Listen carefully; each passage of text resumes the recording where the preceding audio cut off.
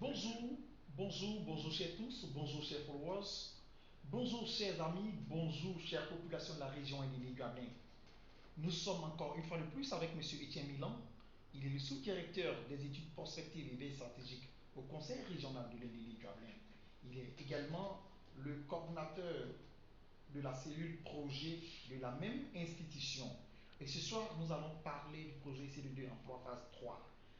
Il faut signaler que le 24 novembre 2023, le président de région signait une convention avec l'AFD par le touchement du gouvernement ivoirien au Sofitel Hôtel Ivoire, et cette convention permettrait à la région Indénie-Gabin de bénéficier d'un financement de 1,530 milliard pour impacter la vie de plus de 2830 jeunes dans la région. Et ce projet contient trois sous-programmes, notamment AGR MPE avec El Timo. Et ce soir, nous allons parler avec M. Etienne de AGR MPE. Monsieur Etienne, AGR MPE, qu'est-ce que c'est? Bonjour, monsieur le journaliste. Merci de nous donner une fois encore l'opportunité de parler du projet CD2 Emploi phase 3. Le projet CD2 Emploi phase 3, c'est le contrat de désendettement et de développement phase 3. Nous sommes effectivement dans la phase 3 de ce projet. Avant tout propos, nous tenons d'abord à remercier le président du conseil régional, l'honorable Wadia Issé, qui ne ménage aucun effort pour trouver des financements pour les projets des jeunes. Et cela mérite d'être souligné. Comme on le dit, l'AGR, c'est des activités génératrices de revenus. C'est une activité économique ou de commercialisation d'un bien, d'un service qui produit des revenus généralement afin d'améliorer les conditions de vie de la personne. Cela voudrait dire en termes simples, la personne mène une activité qui lui procure de l'argent et cet argent permet d'améliorer sa condition de vie. En ce qui concerne les MPE, c'est les micro et petites entreprises. Toute entreprise qui emploie en permanence une personne ou 10 personnes au maximum et qui réalise un chiffre d'affaires annuel hors taxe n'excédant pas 30 millions, on le classe dans les micro et petites entreprises. Très bien. Monsieur Etienne, quel est l'objectif visé par le programme AGR MPE? L'objectif de ce programme est de favoriser l'entrepreneuriat par la formation et l'accompagnement pour la création d'activités génératrices de revenus et de micro et petites entreprises au profit de 2839 jeunes de la région Indénie-Gabin. Et quelle est la cible? Qui sont ceux qui sont ciblés dans ce programme, par ce programme? La cible concerne les jeunes de 18 à 40 ans. Au moins 50% de femmes, au moins 2% de personnes en situation d'handicap vivant sur le territoire régional.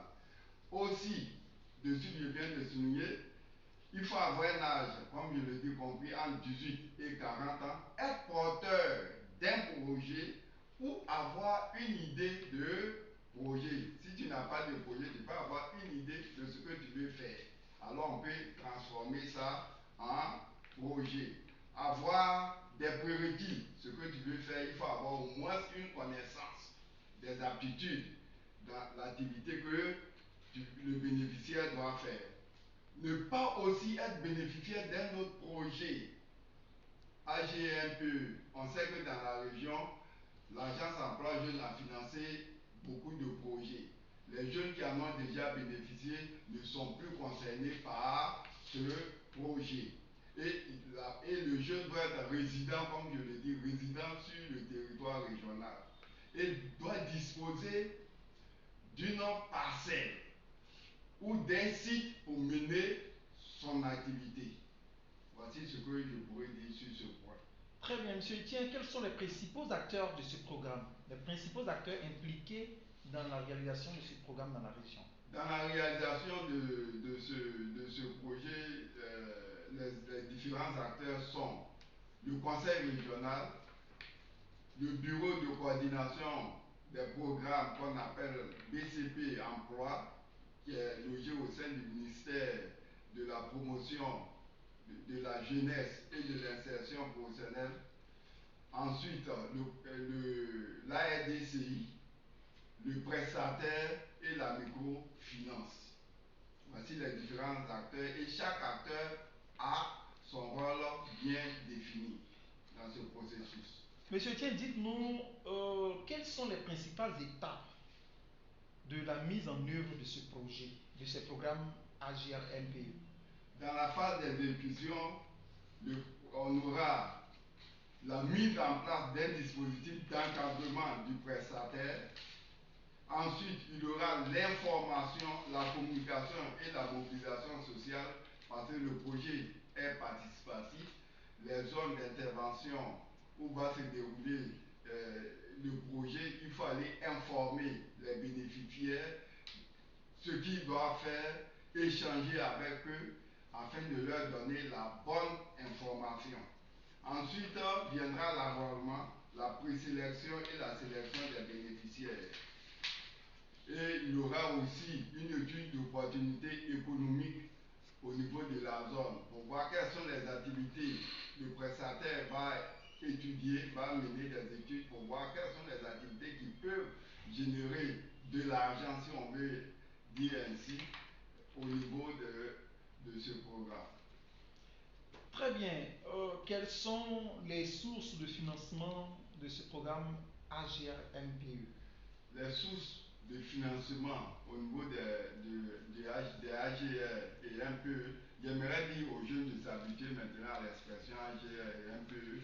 Les AGR, je ne cesserai de répéter, c'est les activités génératrices de revenus et les MPE, c'est les micro et petites entreprises. Les sources de financement, il y a d'abord le bénéficiaire qui va apporter une contribution de 10%, la microfinance avec laquelle le conseil régional va signer une convention, va apporter sa contribution de 30% et le bailleur qui accompagne le projet à hauteur de 60% pour un maximum de 300 000 francs pour les AGR et un maximum de 1 million pour les MPE. Je reviens un peu dessus, je vais expliquer un peu pour que les jeunes puissent comprendre. Quand je dis, je prends l'exemple simple, si le plan d'affaires du bénéficiaire est de 200 000 francs ou 300 000 francs par exemple, le bénéficiaire lui-même, si c'est 300 000 francs pour les activités génératrices de revenus, le bénéficiaire apporte 30 000 francs, ça représente 10%, la microfinance 90 000 francs, ça représente les 30%, et le bailleur 180 000 francs, ça représente 60%. Et ici, le bénéficiaire ne remboursera que les 30% de la microfinance, y compris ses intérêts. C'est le même dispositif pour les MPE. Le maximum pour des 60% du bailleur, c'est 1 million de francs CFA. Ici, quand on est en MPE, le bénéficiaire apporte 10%, la microfinance 30% et le bailleur 60%. Et le bénéficiaire ne remboursera que les 30% de la microfinance. Maintenant, pour les micro et petites entreprises, il faudrait que le bénéficiaire ait un niveau minimum de la classe de 3e. Et cela mérite d'être souligné. C'est-à-dire au moment où il doit faire son enrôlement, il doit avoir des documents qui attestent qu'il a seulement fait la classe de 3e. Même s'il n'a pas eu le PEPC, mais il a suffi qu'il fasse la classe de 3e, cela suffit largement pour s'enrôler au niveau de MPE qui veut, bien sûr, son activité tourne autour de 1 million de francs CFA. Très bien. Merci, M. Etienne, de nous éclairer. Mais une autre question, c'est de savoir quelle est l'organisation du comité d'approbation des plans d'affaires. D'abord, avant de parler même du comité, au moment où on va faire l'enrôlement va se faire de façon électronique, avec des tablettes, le prestataire viendra avec des tablettes. Donc, le bénéficiaire, le jeune qui veut bénéficier du projet doit être là en présentiel pour renseigner, parce qu'on va lui poser des questions et à travers les questions, à travers les questions de prestataire va renseigner le logiciel. Une fois que cette étape est finie, on va faire des croisements pour supprimer les doublons, parce que j'ai dit tout de suite que tous ceux qui ont déjà bénéficié d'un projet AGR avec NPE, avec l'agence emploi jeune, déjà on a leur nom, donc déjà leur nom est dans la base de données, donc le logiciel permet de détecter tous ces noms. Donc une fois que ce tri est fait, le BCP emploi avec qui on travaille, qui est le maître d'ouvrage, va nous envoyer une liste que nous allons afficher. En ce moment-là, tous ceux qui verront leur nom sur la liste viendront avec leur plan d'affaires. Et leur plan d'affaires sera sélectionné par un comité présidé par monsieur le préfet, le directeur de l'agence emploi jeune, un représentant du conseil régional, un représentant du ministère du commerce, un représentant de la plateforme des services, un représentant de la NADER et un représentant de la direction de l'agriculture. Voici ceux qui vont composer le comité de sélection des plans d'affaires. Très bien, une dernière question. Vous avez parlé des montants de 300 000 francs pour AGR, 1 million pour NPE. Vous avez dit que le bailleur va financer 60% et là, le maximum c'est 300 000. Alors, la première question c'est de savoir, est-ce que vous nous donnez un peu une idée du taux d'intérêt de la microfinance? Et la deuxième question c'est de savoir, est-ce que c'est 60% de 300 000 francs que le bailleur finance ou le bailleur finance 300 000 francs et le reste, vous allez, la microfinance apporte ses 30% et le bénéficiaire apporte ses 10%. Bon, en effet, il faut dire que concernant d'abord la convention que nous devons signer avec la microfinance, nous allons déterminer ensemble un taux d'intérêt supportable par le bénéficiaire. Donc pour l'instant, comme nous sommes en discussion, en détection et voir les propositions que ces microfinances vont nous faire, nous allons prendre la mieux disante qui nous offre quelque chose de supportable par les jeunes. Donc pour l'instant, je ne veux pas dire, je ne veux pas affirmer que la microfinance va nous prendre 10%, 15% comme taux d'intérêt.